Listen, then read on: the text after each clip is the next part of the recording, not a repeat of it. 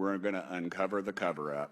Do you have any personal knowledge of people who have been harmed or injured in efforts to cover up or conceal these extraterrestrial technology? Yes.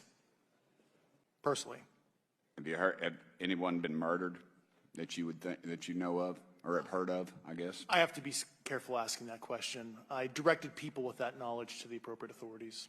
Maybe in a, if we could get in a confidential area, SCIF. Have you had incidences that have caused you to be in fear for your life for addressing these issues? Yes, personally. Okay. Yeah. I just want everyone to note that he's coming forward in fear of his life. If you believe we have crashed craft, stated earlier, do we have the bodies of the pilots who piloted this craft? As I've stated publicly already in my News Nation interview, biologics came with some of these recoveries. Yeah. Were they, I guess, human or non-human biologics? Non-human, and that was the assessment of people with direct knowledge on the program I talked to that are currently still on the program. Are there common characteristics to the UAPs that have been cited by different pilots, and can you describe what the convergence of descriptions is? Certainly.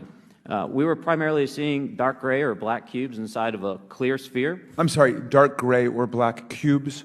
Yes, inside of a clear sphere, where the apex or tips of the cube were touching the inside of that sphere. And that was primarily what was being reported when we were able to gain a visual tally of these objects. And that occurred over almost 8 years. And as far as I know, it's still occurring.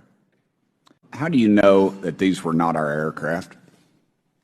Some of the behaviors that we saw in a working area, we would see these objects being at 0.0 Mach, that's zero airspeed, over certain pieces of the ground. So what that means, just like a river, if you throw a bobber in, it's going to float downstream. These objects were staying completely stationary in Category 4 hurricane winds. These same objects would then accelerate to supersonic speeds, 1.1, 1.2 Mach, and they would do so in very erratic and quick behaviors that I don't have an explanation for. Based off of each of your experiences and observations, do you believe UAPs pose a potential threat to our national security? Yes, and here's why. The technology that we faced was far superior than anything that we had, and you could put that anywhere.